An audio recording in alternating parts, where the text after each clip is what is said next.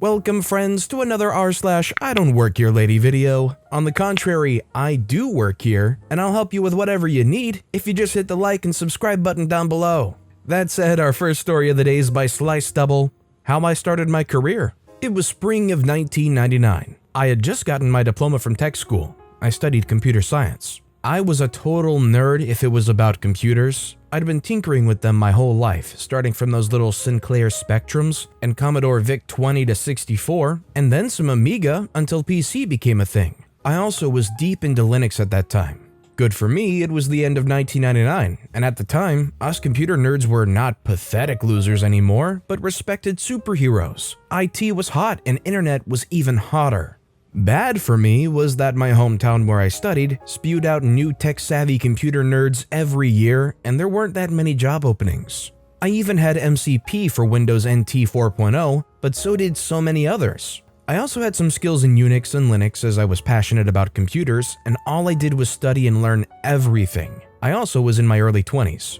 But no jobs were available, so I had to do something else then. My girlfriend at the time got accepted to art school in another city. I checked the schools in that city for something for myself and found out that they didn't have any kind of tech school, only business and art. Maybe they've got some job openings. I moved there soon after my girlfriend got an apartment there. First thing I did in the new city was look for a local library and register there as a client. I love reading, and there's no place to learn new stuff on your own like the library before YouTube and Reddit became a thing. On my way to the library was this huge community center. They had a nice cafeteria in their lobby, so I started to go there for a cup of coffee as my daily routine. I wasn't starting to look for a job yet, as I wanted to get myself familiar with the city first. I also had a laptop. Yeah, an IBM ThinkPad that I got for free from school. I got the laptop from the recycling bin. Some teacher had dropped it while standing on a ladder, and it was a mess when I salvaged it, with the teacher's approval. I had to use some glue and duct tape and general MacGyvering to get it together, but I only had a broken hard drive and casing. I got a used hard drive for it cheap and installed Slackware Linux onto it. It was the older model that had come with Windows 95, and I disliked Windows 95, but it was my first laptop ever, and I was happy as heck I got it for free. So one day, it was maybe a week or two for me at the new city, and I was going downtown to the library again.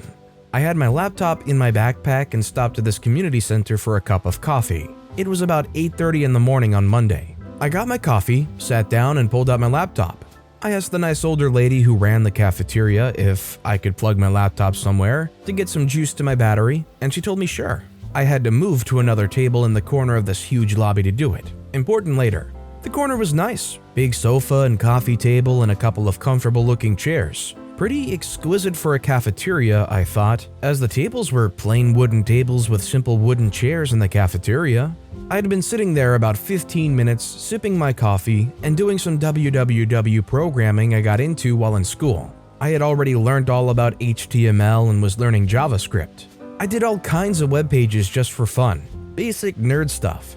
I looked like an average Joe at that time. My uniform was a black hoodie, jeans, and skate shoes. But anyway, this is where the most bizarre event I've ever had started. "Hey you," I hear someone saying. I wasn't paying attention first. I was zoned into my coding. "Excuse me, hello?" I hear some lady in a black suit skirt standing on the other side of the table looking down at me. I look at her and stay silent for some reason, and she says, "Don't you think your coffee break's over?" "I think so."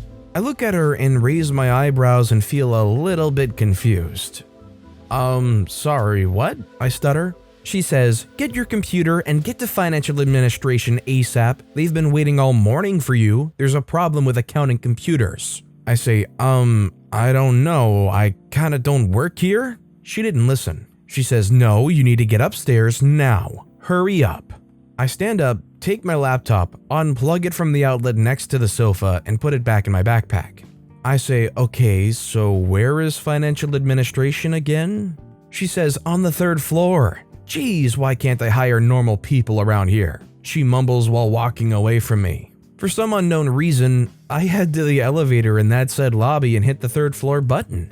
I enter another lobby, people everywhere. This community center also has an open college, so I realize that the 3rd floor has many classrooms and all these people are students and teachers. I look around and see a wall sign, "Administration," pointing a certain way to the hallway. I walk the hallway, In the end, there's 2 study class doors with steel frames and it says administration with big letters. I just enter there. It's another smaller lobby. I see a lot of office doors, and on my left I see a door with a sign, Financial Administration. I knock the door and enter. There's 2 women there in the middle of piles of papers and binders. One's middle-aged and another's a little older. I ask, so there's some problem with our accounting program?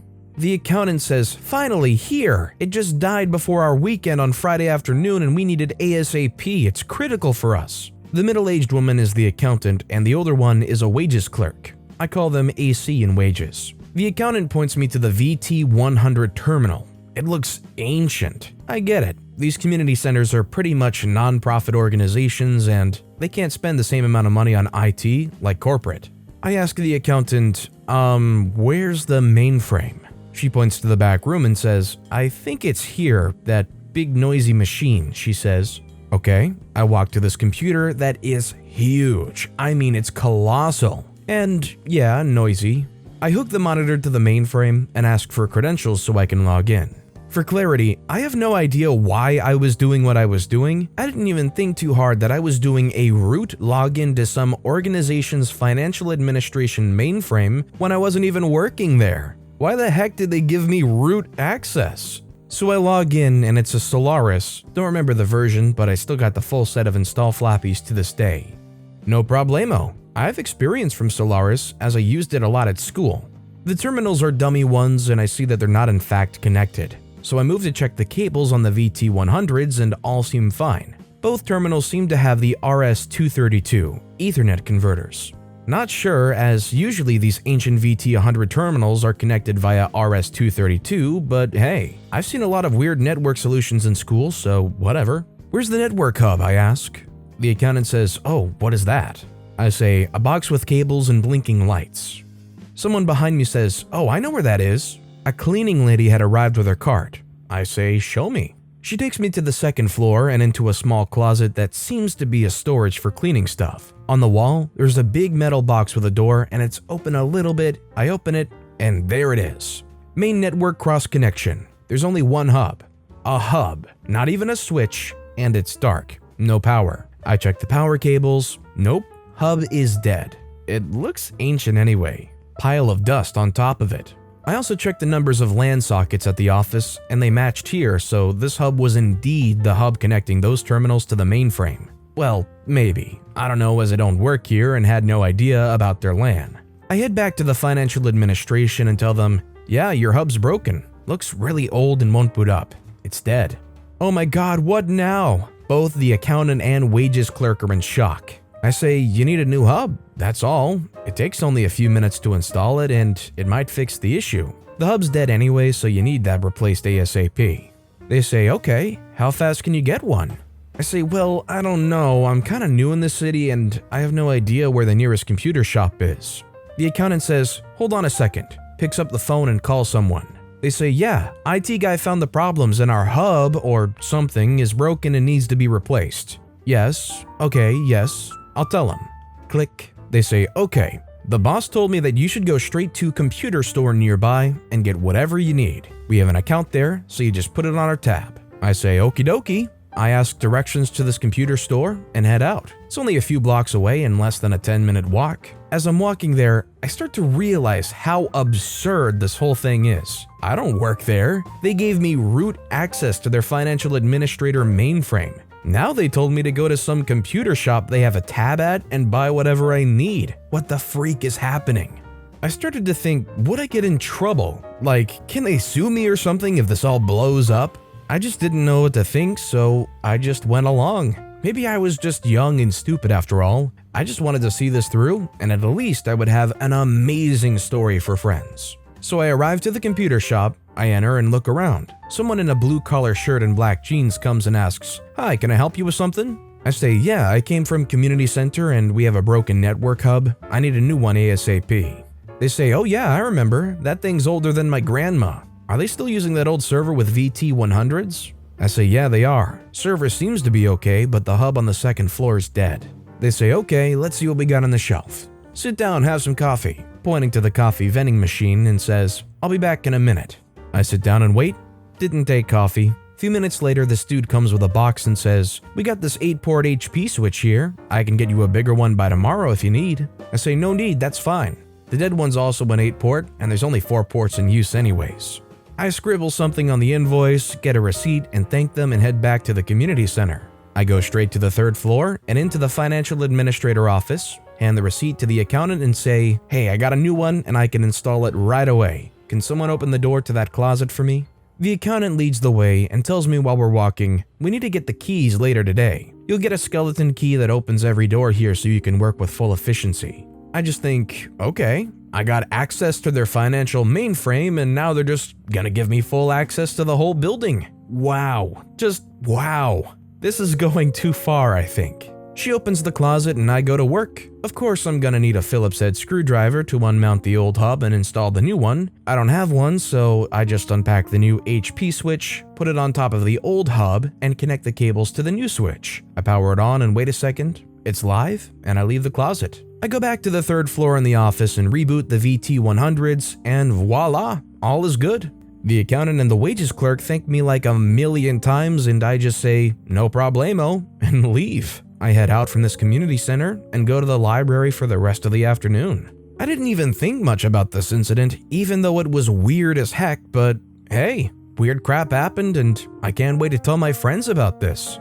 They must laugh their butts off about how bad the security is in that place. I mean, they gave me root access. They were ready to give me the keys to their kingdom. All the possibilities I had there, but I'm not an evil person. A few days pass and it's Friday, and I'm about to head to the library again.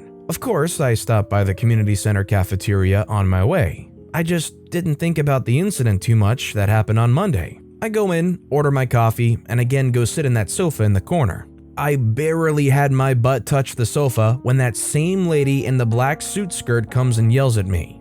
"Okay, now you're in trouble, mister. Follow me now. We're gonna go see the executive director. You got a lot to explain." I can feel all the blood drained from my body. I don't know what to think. I'm busted. This is the end of me. I go to jail or have to pay them compensation for the rest of my life. Why was I so stupid? God, send help. So I take my backpack and follow the suit lady with my head down. We go into the elevator and head to the 3rd floor. "You think you can do whatever you want here, do you?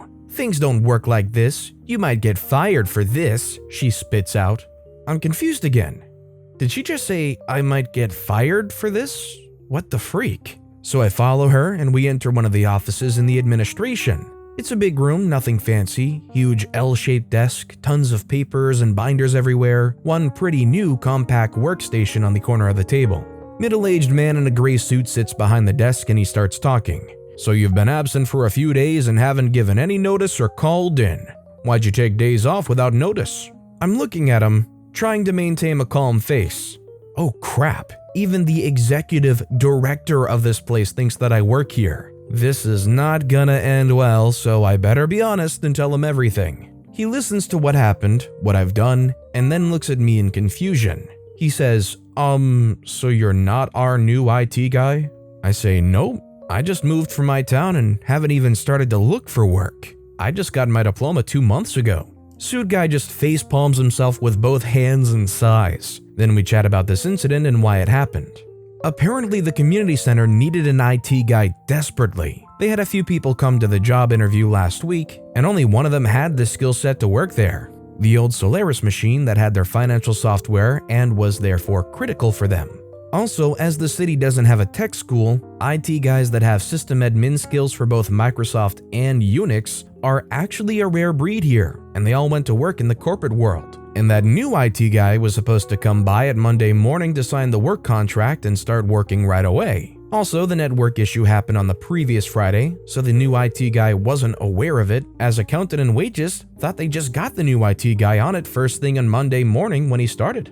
Thing is, he didn't show up at all. And that sofa in the corner of the cafeteria was not the cafeteria's sofa. It was a meeting place for the community center's employees. Like an open meeting room where employees had small informal meetings and had their coffee breaks. So they thought I was the new IT guy they were about to hire. He didn't show up and therefore didn't have a contract. After the chat with the executive director, he was super chill and relaxed by the way, he just asks me, "So can you start by Monday?" I can have a contract ready by Monday morning. Just come straight to my office, say 9 o'clock, and we'll sign papers and get you a desk. There's a small room next to financial administration that you can use. We really need someone to dig into our IT problems and redesign the whole infrastructure. This crap is older than me. I was there with my jaw on the floor. What the heck, did he just offer me a job?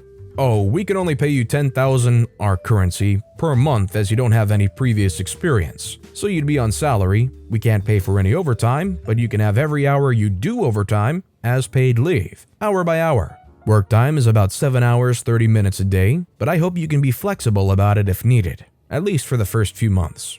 I managed to say, okay, sounds good, I'll take the job. We shook hands and I was feeling very lightheaded as I walked home, still trying to make sense of all this. I thought that they would sue me or worse, and 10,000 per month? I was on unemployment money. I got like 900 per month, so 10,000 just felt like winning the lottery every month. But I went there next Monday, signed a contract, and have been working there for over 20 years now. I started as IT support and now work as an executive systems administrator. This was my first job, and I never thought that I would end up having a career out of it. I just love the place, and even though it was huge when I started, it's even bigger now. And it's super relaxed and there's zero toxicity in there. Constantly expanding, we have over 200 employees now, and I got my hands full of work. And many crazy stories. I might drop one on Pro Revenge later.